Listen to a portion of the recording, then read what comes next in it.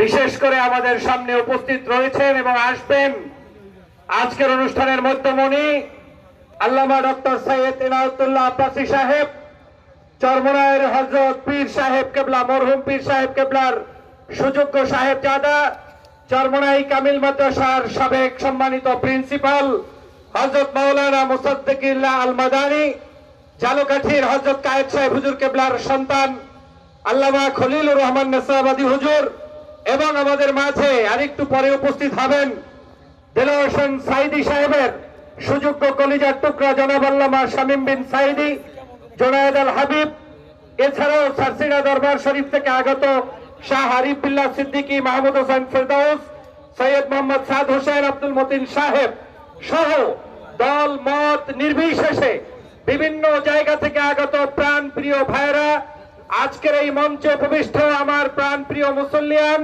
পর্দার আড়ালের মা বোনেরা, সাংবাদিক বন্ধুরা, প্রশাসনের পুলিশ ভাইরা সহ সবাইকে জানাই আসসালামু আলাইকুম ওয়া রাহমাতুল্লাহি ওয়া বারাকাতুহু। সালামের জবাবটা পছন্দ হয় নাই। আপনারা কি সবাই ভালো আছেন? আর একটু জোরে বলতে হবে, ভালো আছেন? আমি কোনো ওয়াইজিন নয়, হজ করার জন্য আসি নাই। সাইফ নগরের আজকের যিনি আহ্বায়ক নেসারউদ্দিন সাইফি হুজুর সাহেব বারবার কল করেছেন, বক্তব্য জানতে চেয়েছেন, বলেছেন ৩-৫ মিনিটের জন্য হইলেও আসতে হবে। আমি প্রথম চিন্তা করলাম আসবো না, পরে চিন্তা করলাম এই মনে হয় শয়তান দাগা দিছে, সারা বাংলাদেশের সব সমাবেশে যেতে পারি, সাইফিনগরে আসবো না, এটা একটা কৃপণতা হবে। তাই দুপুরবেলা সিদ্ধান্ত নিয়ে আপনাদের কাছে উপস্থিত হয়েছি। আল্লাহর দরবারে শুকরিয়া আদায় করছি, আলহামদুলিল্লাহ।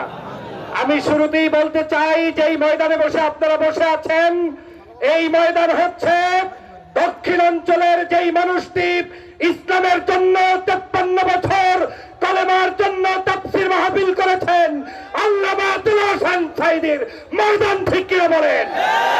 আজকের এই ময়দান হচ্ছে চরমোনাইয়ের পীরের ময়দান, সারসিনার ময়দান, কায়েদ সাহেব হুজুরের ময়দান, জৌনপুরের ময়দান, আলেম ওলামা ইসলাম প্রিয় মানুষদের ময়দান, ঠিক কিনা বলেন?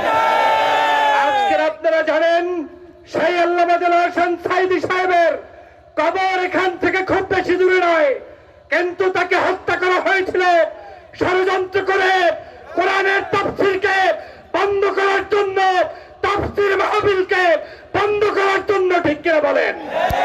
কিন্তু কোরআনের মাহফিল কি বন্ধ হয়েছে? চরমোনাইয়ের ডাক কি বন্ধ হয়েছে?